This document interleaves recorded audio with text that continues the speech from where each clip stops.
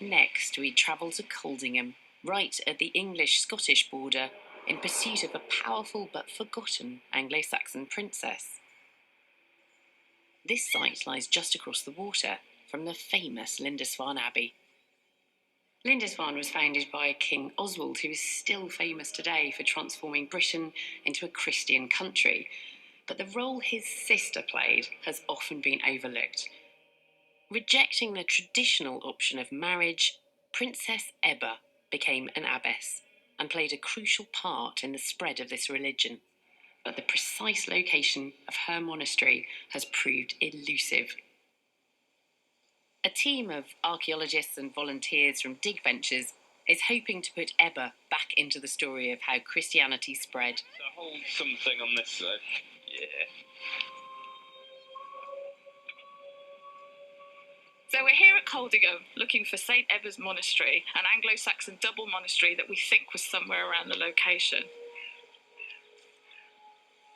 The abbey that Aebbe established would have acted as a vital link between the evangelical monks of Lindisfarne and the people on the mainland they needed to reach. The hunt starts near a later Norman priory, often placed on the site of an older abbey. But the remains of these Saxon abbeys are incredibly elusive. There are often no stone buildings to find, so even discovering the site of a chapel can be difficult. But there usually is a marked boundary. We started to clean back along this trench, and what's really exciting is we started to find some archaeological features. What we think we found is a ditch which is similar to the 7th century ditch found in earlier excavations. A ditch dating to the 7th century was found in a nearby field 13 years ago. And if this new ditch connects to that one, it could suggest that they're on the very edge of the monastery site. The team have just 12 more days to find solid evidence. But with a good start like this, they're feeling confident. Might be a tiny bit of tile or something. But then some surprising material begins to emerge. Bones coming out of everywhere. This whole layer is full of it. These are animal bones. We are halfway through week 2 and we have loads and loads of animal bone, which makes me desperate and happy at the same time. Happy because it's really exciting, but desperate because we only have 4 days to clean it all. While heaps of animal bones might not be the evidence the team was expecting, it is interesting. The quantity of animal bones suggests that something more than just the consumption of meat was happening here. We might have a tannery here making leather, glue, tallow for candles. There's all sorts of things they'd have been using animals for. The bones and the boundary ditch won't reveal their secrets until long after this short dig is over and dating work can be done. But it's a promising start to an archaeological quest to give Aebbe the recognition she deserves. Even when women held positions of power and were written about in historical texts, they seem to have been selectively forgotten about. 300 miles south in Essex, another team is uncovering the story of another powerful Anglo-Saxon woman. A new shopping centre is planned for the centre of Barking, giving the team from Thames Valley Archaeological Services a chance to dig, and they're on the trail of another elusive monastery. In Anglo-Saxon Britain, the growth and success of a town was often linked to the presence of an economically powerful abbey, and in Barking, that success built on the work of a princess called Ethelberga, who we know founded the first monastery there.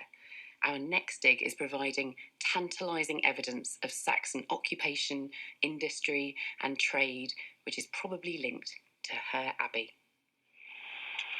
They start digging where some Anglo-Saxon buildings were found back in the 80s, and soon they find something promising. This is day 12 of our excavation at Barking Abbey. We're looking at a Saxon building. Just this morning I'm discovering that it's starting to look like it's a sunken floor building, like a grub hut perhaps, but maybe a grub hut that's used in the church. A grub hut is a characteristic Anglo-Saxon building, with a sunken floor.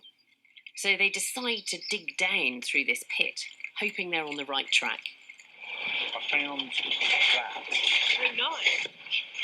Looks like a rusty old bit of barbed wire, doesn't it? But I'm pretty convinced that that's a copper alloy pin, and it's almost as if that's like a little bow or something like that. Yeah, yeah. So maybe it's something that goes like in a nun's hair or a whole sort of headdress So it's a hairpin. to a hairpin.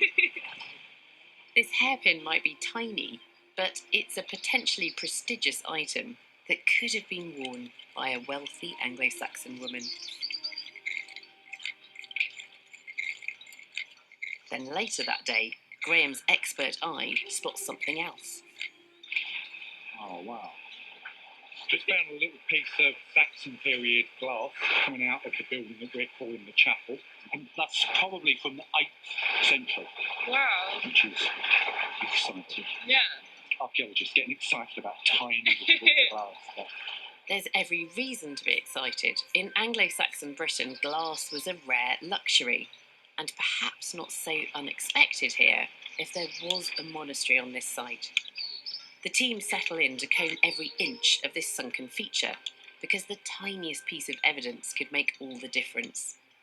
But that afternoon, they find something that tells them far more than they'd ever expected. We found a piece of Millefiori rod that was on top of a burnt layer. Oh, that is gorgeous, isn't it? It really is. These rods are essentially offcuts from making fine glassware. So this could be powerful evidence that there is a rare Anglo-Saxon glass factory on this site.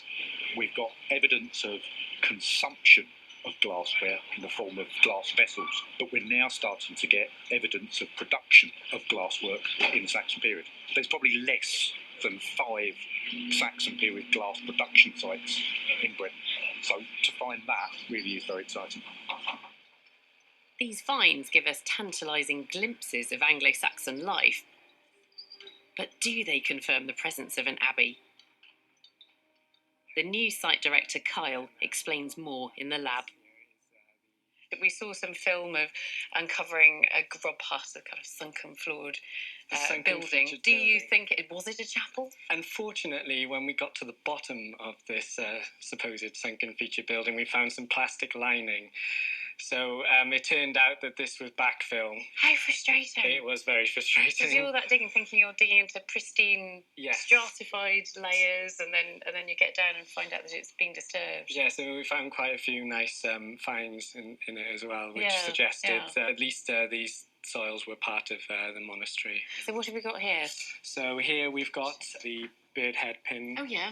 So this is quite a high status object. And this here we think is the top of an incense burner. So that kind of ties into the idea that there was sort of a religious ceremony going on. But I think that for me, one of the things that really caught my eye and seems quite important is that, which is just a bit of leftover glass from making glass, but it's the fact that they were making glass that's so interesting. Yeah, no, there's definitely evidence to point towards them making glass in the area, and we know that there was supposedly a glassworking facility around the abbey, but unfortunately we didn't actually find the structure that we're hoping to find. Tantalising glimpses, artefacts that definitely date to the right time period, but as yet Barking Abbey remains a bit elusive. Yeah. So they have the right finds at Barking, but no monastery. At Coldingham, it's the opposite. Few finds, but possibly a monastery boundary. I've asked Manda Forster into the lab to explain her findings. So is this your plan from this year? Yes. So can you talk me through it? It's quite complicated. What we're focusing on here, really, in terms of our Anglo-Saxon monastery and looking for Aebbe, is this feature here that comes through. So you think that's the ditch? That is the ditch. And hopefully we'll prove it later. But if you imagine zooming out, where I'm standing, I'm pretty much in the priory grounds. And this is the perimeter. And this is the perimeter. It's if we could establish that what we do have here is the Vallum ditch, and we can start to pull together some more of the evidence that we've seen. If we've got the dates in the right places and we've got small artefacts, these really start to point towards this as being the monastic community for Aebbe's site. And it's the ditch that's more interesting. The small ditch that was really quietly empty, but with environmental deposits. And that's the thing. I mean, what you don't always get in an archaeological site is tons of material culture, loads of finds that really point to things, and lots of shiny stuff. I mean, sometimes you do just find soil and cuts and features. Yeah. And how important do you think this monastery and Aebbe herself was to the spread of Christianity In this Britain? area? Yeah. She was brought up in a family with 7 brothers, 3 of which were then kings. They set up between them monasteries all over Northumbria. These were real power centres. You know, she was a powerful woman with a large part of an economy around her. It's fascinating how involved women were in powerful positions in the early Anglo-Saxon church, I think. It's kind of moments in history Yeah. where some women were able to really have that kind of equal power with men as well. Yeah, and I think that's something that disappears later.